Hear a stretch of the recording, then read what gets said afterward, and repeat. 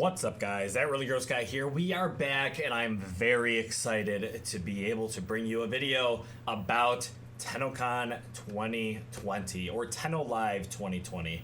The reason why I say it's TennoLive is because it was a live stream and unfortunately not a convention this year, which bums me out. But we did absolutely have a ton of new content to take a look at.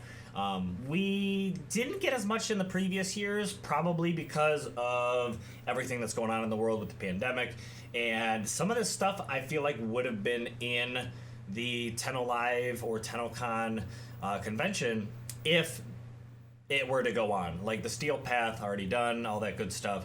So we're going to be talking about pretty much the main event in this video. So the 5 o'clock to 6, it ended up being about like 6:20 by the time it finished, but we're going to talk about that segment, which the big meaty juicy details of the future content. So there are going to be a few things that will be left out of this video because I feel like they specifically fit a different video. For instance, there is a new Warframe. However, we did see a couple different Warframes, actually three Warframes being developed, two of which are more concept and a little bit further along, but one of which seems very, very close. So that's very exciting for me, at least. But we're going to talk about those in another video.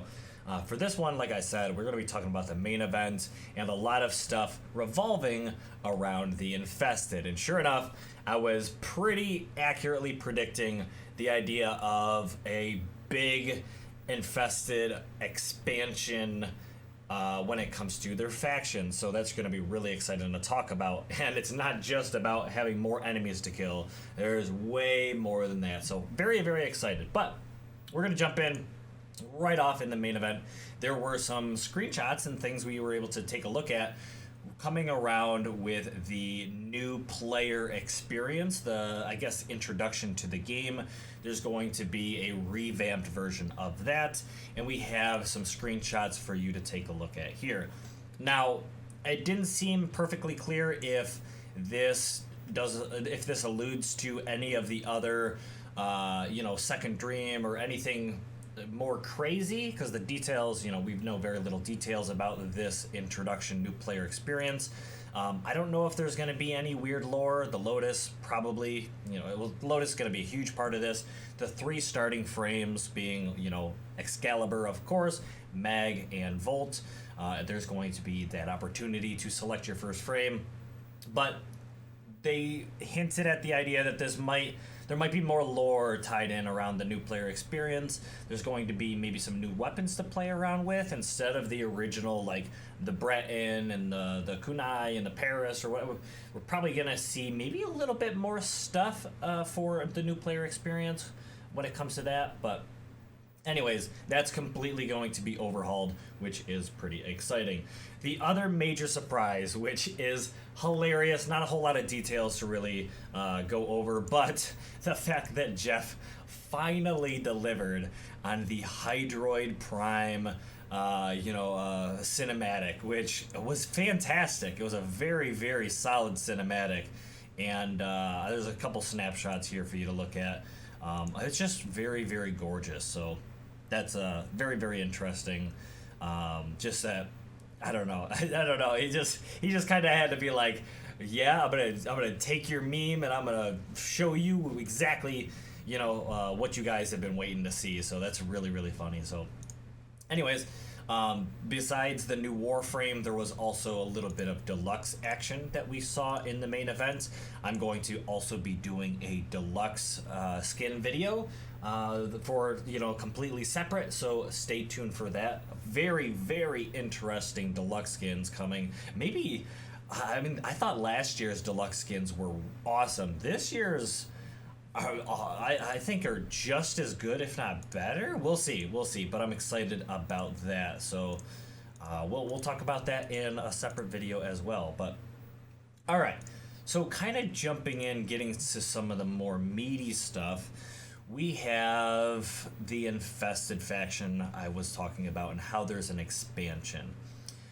One of the first and foremost ties we have with the Heart of Deimos, or the large faction update, for those of you who are far enough in the game, is the chair in your Lisette. And we have very little information about what this thing even does, except for pop your pimples for when you got that little cyst on your neck. But there's a lot more to it than that. I've been speculating about this chair for a long time, and at least at the moment, I was pretty far off of what is at least currently happening with this chair. However, I don't know for sure if this is going to be implemented the way it's being shown at this point in time in the game. So we'll talk about that. I even think I'm going to do an in-depth look at why this may be good and why it may be harmful for the game. I don't know. I'm really curious to see what you guys think about that, but I feel like there's plenty to talk about to fill up this video, so we're gonna do it on a separate video and check that out. But the idea is behind this this chair is you can you enter this chair, it can drain your cysts, whatnot, but you can also be consistently feeding it resources. Well, not the chair, but this. Oh, you'll see it here. It's this gigantic, infested, monstrous mouth thing. A living creature, obviously, that is consuming the resources that you throw in. Some of it, from what I heard, some of them he really likes, and some of them he does not. But anyways, that's not really that important. The idea is you can continually feed this thing, make it happy, have it have some sort of currency, I guess, and then it is able to. This is where things get a little crazy, but it is able to teach your Warframes an ability from another Warframe, and there are some, there's some critiques where there are certain things that are just not applicable to this, but the idea is you could take what they saw in the video. They took a mag, just a regular generic mag, because you can't sacrifice primes, at least that's what they said. So what you'll be able to do is take your default mag or whatever, you'll then sacrifice it. Basically, you decommission your Warframe, and then it is then slowly consumed in this room so that you can then pull an ability from this Warframe and teach it to any of your other Warframes. Now, the critiques are it cannot be, at least this is at the point in time right now, it cannot be an ultimate ability, and or this is where things are getting a little crazy. People don't know if all ultimates across the board are off limits, and Rebecca also said that signature abilities are also off limits. So you're thinking more of, she mentioned Necros Desecrate. I would also go as far as to say like Octavia has like her roller thing with the ability to power strength and all that other stuff. I feel like that would be off limits as well. Rhino Skin probably off limits. Snow Globe or whatever off limits with like Frost. You could imagine, Exalted Blade, probably even like Radial Javelin with Excalibur, probably off limits. So we're thinking Shock with Volt, Slash Dash with Excalibur, maybe Smite with like Oberon, maybe what's the Ballistic Battery? Is that the Mesa, the really strong single shot ability? Probably those types of abilities. We don't know the exact list of abilities at this point in time, but that's the idea. Anyways, well, like I said, we'll talk about some more in-depth stuff in another video, but that's kind of the Infested chair on its own. With the Infested expansion, I have good news for you guys. I was pretty accurate with this one. We have an Infested Open world. I was a little unsure if this was going to be open space kind of open world exploration, but there's still hints that there's a possibility that this is going to be bigger than just like a Plains of Eidolon or a Cetus, or not Plains of Eidolon or Fortuna, because the idea is we have Deimos, which is this, well, infested mass, probably an ancient planet of some kind, that is, you know, floating in outer space. Whether it's mobile like the Kuva Fortress, I don't know, but this thing is absolutely overrun by the infested. The interesting thing is, on the star chart, it looks like, actually, you know, now that I kind of look at this, I feel a little bit differently of how this might work out. But the idea is, on Deimos, we have several nodes, and when Rebecca specifically entered the Cambian Drift, we got the open world infested kind of tile set. What's interesting about that is when we flew there, we got an interesting. I don't want to say. It was an interesting introduction into where your Warframe left the Losette and immediately was popped into Archwing and landed on the planet. That gives me a little bit of like Kuva Fortress vibes, where part of it is technically Archwingable. It's weird. Anyways, but we don't know how much of it, because it is an open world. A lot of it should be, available to your Archwing. What I'm unsure is, number one, is how much of this world is how we'll say how tall is it in terms of how high can you fly. We see, you know, restrictions on previous open worlds, but I'm wondering if the Archwing, we're going to have free reign with our Archwing and potentially even Railjack, not now, but Railjack in the future. And the only reason why I bring that up is because in a previous video, they were talking about how this giant infested mass was big enough you could fly your Railjack in and around it. But either that is pushed off way far into the future when Railjack is implemented, in completion, to where you can fly your Railjack to all the planets, which I believe is what they plan on doing. Their final phase is Railjack would allow you to fly from planet to planet and jump out in your Archwing, all that stuff. That might be a thing down the road, but at the moment it seems like the Railjack portion won't be a thing. It'll be more open world, Archwingable type of an open world like we've seen previously. So I'm all right with that. I would love to see the game to expand to the point where you could be kind of like we saw in the Fortuna TennoCon 2019 footage, where Rebecca just went up to a high peak in or not Fortuna, or Valis, and was able to call her Railjack and board it and then just take off.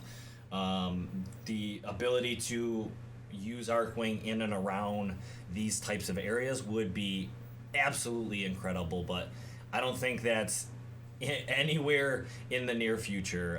It may even never happen, but I do like I just was super excited, and everybody that has talked about the open world and where we go from here, everybody was super excited to get their hands on an infested open world. And sure enough, here we are, complete with conservation-like stuff, its own, I say it's not a K-drive system, it's the ability for you as a Warframe to mount the back of like a piece of wildlife, an infested wildlife in the game, and ride it like it's a K-drive.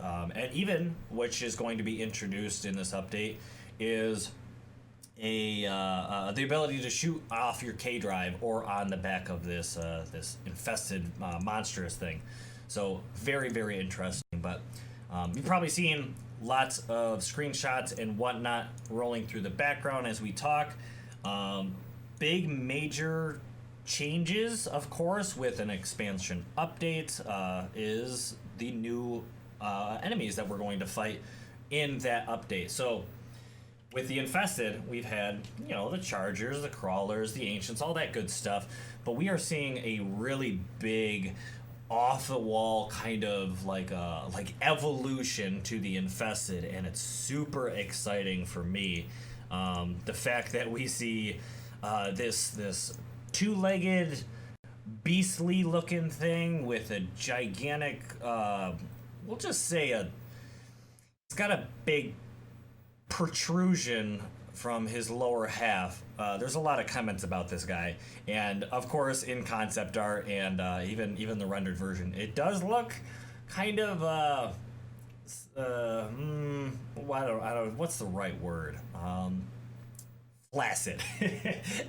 Anyways, it's an interesting thing, but from what I saw in the gameplay, how it was able to just like approach the enemy and do its lunges and stuff, it's kind of blends in enough and doesn't stand out to the point where you're sitting there laughing at it, and it actually is kind of menacing. It's kind of scary. Its ability to like ground slam and close gaps pretty quickly, and the fact that it has like a special way of taking it down is very interesting to me. So I'm actually really excited about this one, even though when I first saw it, I was like, oh, I don't know, I don't think we're gonna get that, because it just reminds me of maybe a certain part of the male anatomy. Anyway, on top of that, things still kind of stay in that kind of realm of objects that are long, crazy. Anyways, there is this really interesting. It's like did it have? Yeah, it was able to like crawl around and I don't know. It attacked you in some way, shape, or form because it was able to crawl around. But it has this gigantic, like vertebrae-looking spine type thing, with at the top this giant mouth-like maw thing with teeth and all sorts of crazy infested bone-like gory textures, and very interesting. It seemed like a joy to fight, and I mean that in a good way and a bad way. It's probably going to be, especially at high levels, maybe a little interesting of a fight, but in a good way, because it's absolutely something fresh, something new. It's just the actual size of it is interesting. The scale we're seeing in some of these enemies is something I'm really happy about. The fact that we previously, except for like the Lephantis and you know, the thing that shows up on the Plains of Eidolon, the scale wasn't that big in the game previously. Forgetting the trials and that other weird stuff and a couple bosses, but the scale wasn't that big. But this is making it look like the infested are no longer just this little itch. Like it's not this little you know, red itch or something you got on your back. It's now like a full-blown infection on the planet, and that's really interesting. It's really come a long way, and I really love it. The other enemy that we have seen, actually there's two others, but the one main one that we saw was this creepy crawly centipede looking thing with like the maw. I don't know. Anyways, it's got like these teeth and these little pincers and stuff, and it's like, ooh, it gives you the chills, goosebumps. It's very interesting, very cool though, and definitely one of those like, I don't know, like when you see it, it gives you that kill it, just kill it, please, kind of feel. So I really like that. But yeah, so the last one, unless I'm forgetting something, there was like a little conservation stuff. We saw like little fish and stuff on the planet and whatnot. That's not really something that is really worth going over, like conservation potential and all that stuff. But the last enemy was what looked to be like the second evolution, or maybe even final evolution of like what an ancient would be.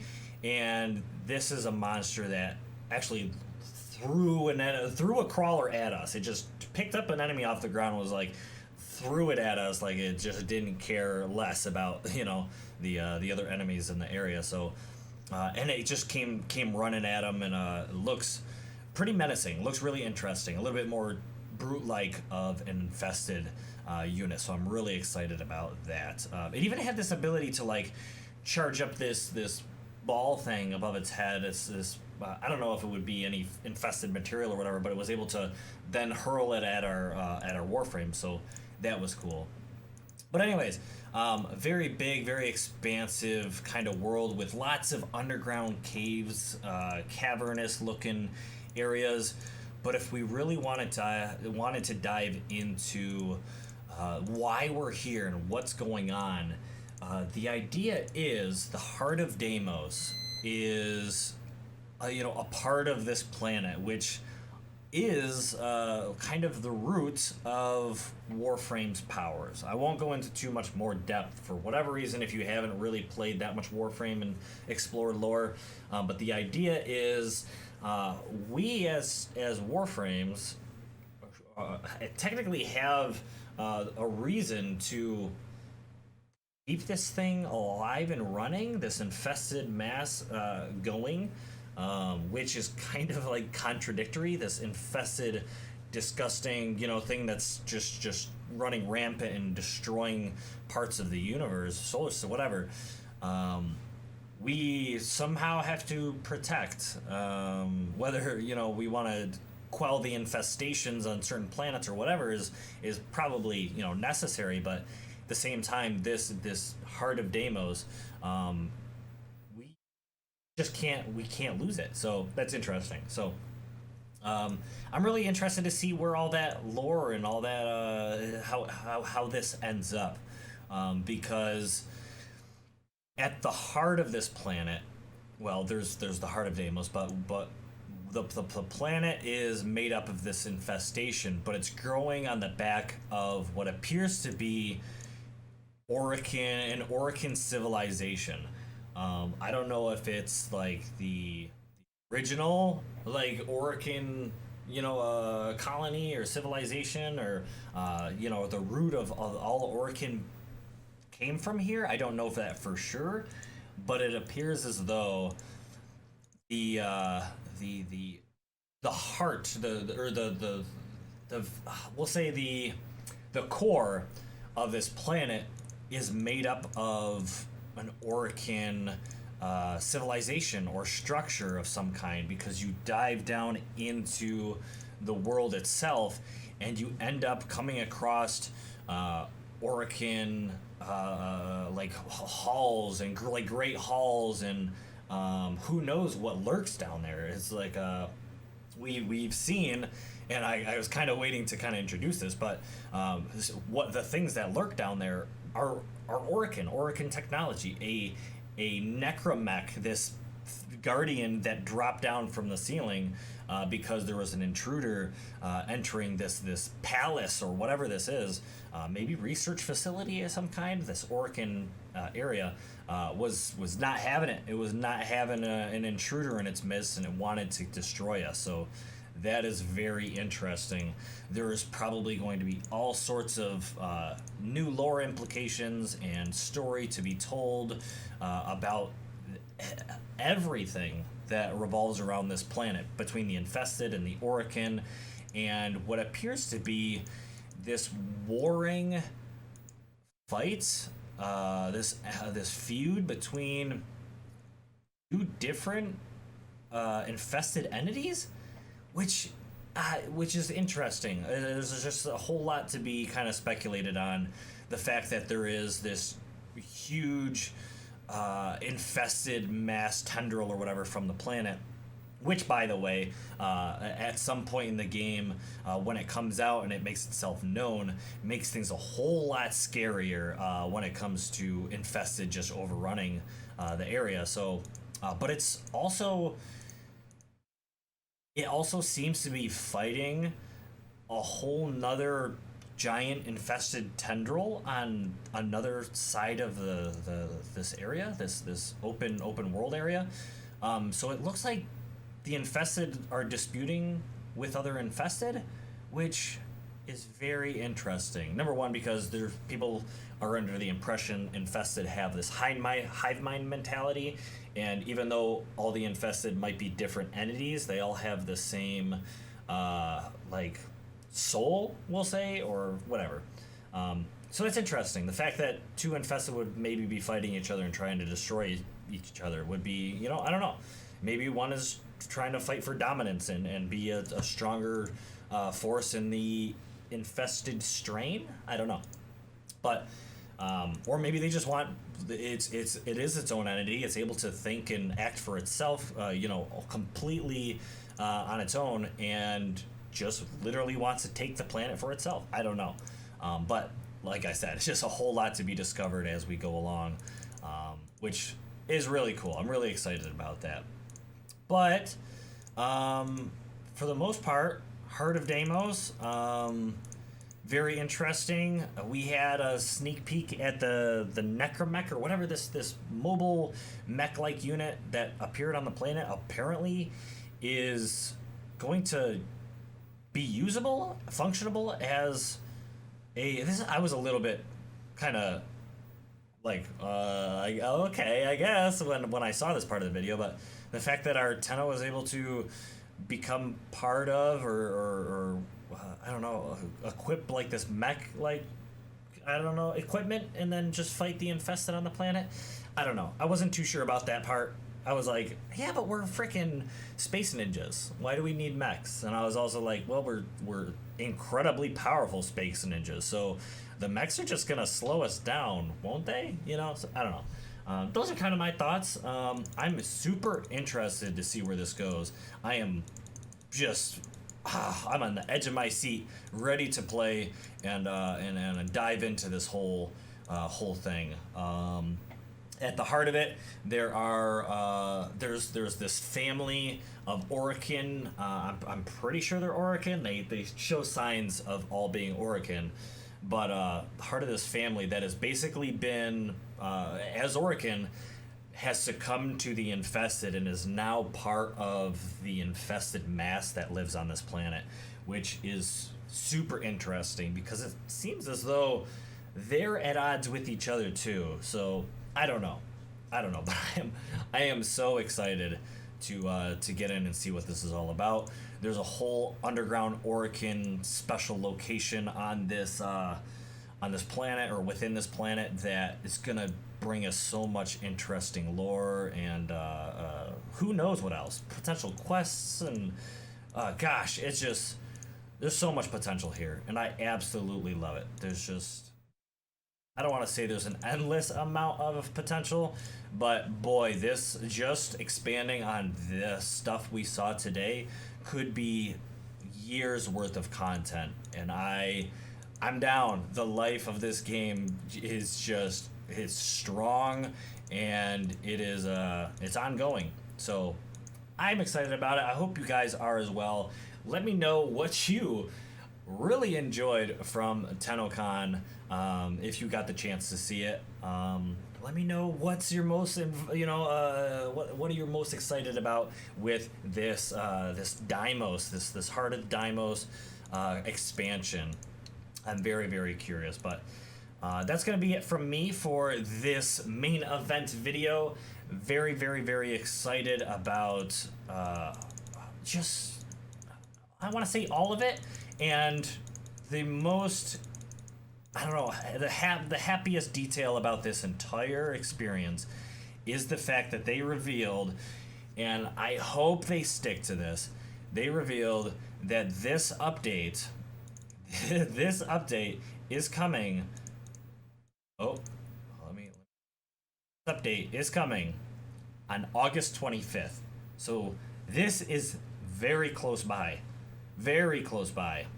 And that includes several other pieces of content, including the new Warframe that you guys can see in this final outro piece. So Very excited. We'll talk about, like I said, the Warframes and the Deluxe Skins and whatnot in another video, in separate videos. So if you would like to see those, stay tuned, subscribe. That would be awesome. I appreciate you guys so much. I literally couldn't, you know, I've grown so much as a creator because of you guys and your help. So thank you from the bottom of my heart. I'm so happy to be here and able to cover this footage for you, this content.